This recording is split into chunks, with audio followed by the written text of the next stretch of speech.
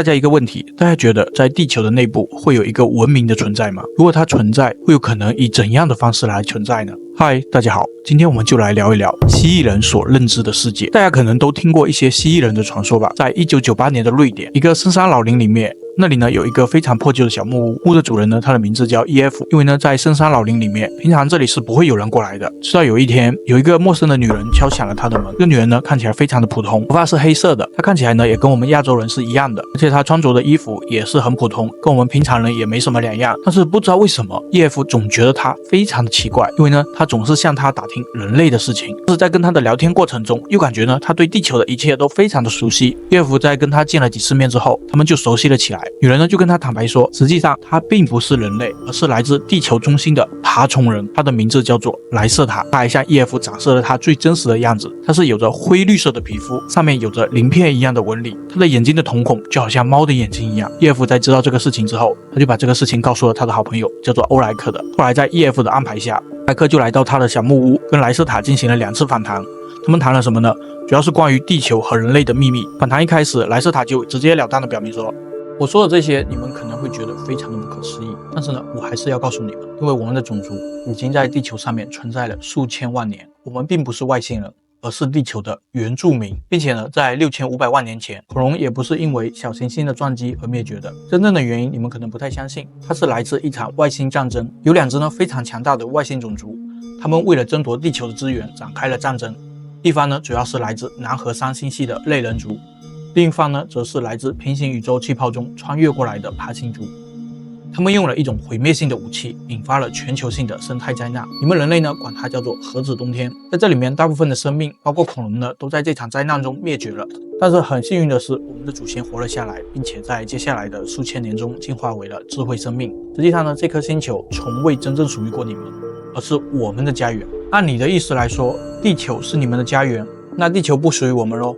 那我们会属于哪里呢？又或者说，我们起源于哪里呢？你们呢实际上并不是自然进化过来的结果，而是外星种族基因工程的产物。在1600万年前，一只叫做伊洛伊的外星种族，他们来到地球上，用了基因工程改造了类人猿，就是由他们创造了人类。他们的目标是什么呢？就是培养一种适合作为劳动力的新种族。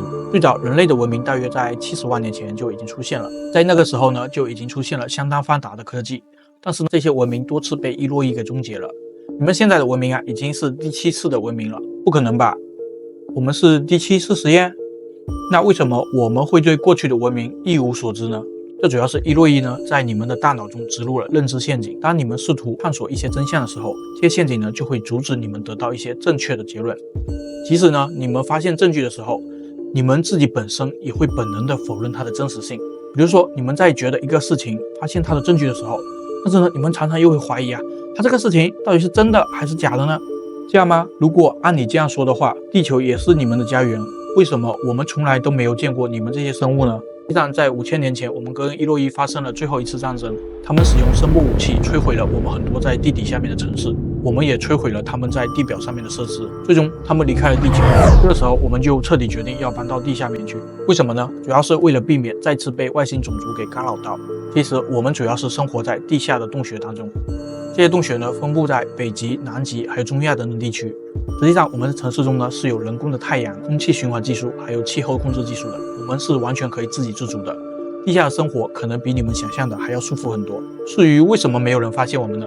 这主要是因为我们是拥有非常强大的精神能力的，它可以用来控制你们的感知，让你们以为我们只是普通的人类。比如说，在第1次见到 EF 的时候，那个时候他看到的我只是一个非常普通的亚洲女性形象，而在必要的时候，我们也是可以用这种能力隐藏在你们的社会当中的。而且地球上实际上并不是只有人类在活动，曾经呢也是有14个外星种族活动过的。每个种族的目的呢都是不一样的，有一些种族是为了研究你们人类，另一些则是为了地球的资源，甚至还有一些就是想要影响你们的文明。为什么我们从来都没有发现过他们的存在呢？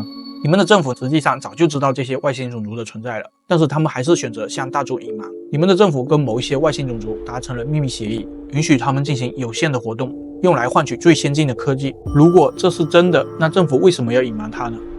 其实这也很简单，如果你们知道了外星人的存在，那你们的社会秩序会不会崩溃掉呢？肯定会，对吧？而你们的人类政府啊，主要是想要利用这些外星科技来发展自己的武器还有能源技术。比如说，你们地球上以前发生过很多 UFO 事件，实际上都是你们的政府在基于外星科技开发的飞行器，而且这些种族实际上也有很大一部分已经离开了地球，但是还仍然有一部分还在监视着你们。他们的飞船呢是经常出现在大气层中的，他们在这中间观测还有实验，但是你们政府会假装不太明白这些东西，甚至呢有时候还会散发出虚假的消息来掩盖这些事实。比如说你们现在看到的那些三角飞行器啊，其实并不是外星种族的原始设计，是你们的政府通过外星人的飞船残骸倒推过来的技术制作的反制品。飞行器的效率是远低于真正的外星飞船的，因为你们没有办法真正掌握能量场流动的原理。既然外星科技已经这么发达了，那在外星科技中最厉害的东西是什么东西呢？主要还是能量控制。外星种族是可以利用能量构建飞行器的推进系统，这种技术呢是远远领先于你们的普通化学燃料的。但是你们的科学家呢，现在也只能理解到皮毛，根本就没有办法复制到这些技术。既然你提到外星人了，那你知道罗斯威尔事件吗？肯定啊，因为这事件发生在1947年，对吧？有2艘飞船呢，就是因为地球磁波的干扰，才导致飞船撞击而坠毁的。那你们的军方当时不就迅速赶到了现场吗？而且还回收到了飞船的残骸，还有一些外星人的尸体。实际上，这是地球上第一次直接接触到外星科技的事件。你们人类政府呢，不仅隐瞒了这一切，还利用飞船获取的技术开发了新的能源，还有系统武器，包括现代的隐形技术和激光武器，是从罗斯威尔事件中出来的成果。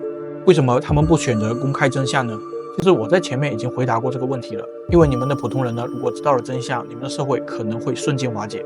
掌握外星科技就意味着掌握权力，你们的政府绝对不可能轻易放手的。最后呢，莱斯塔就给出了一个非常严厉的警告。他主要说什么呢？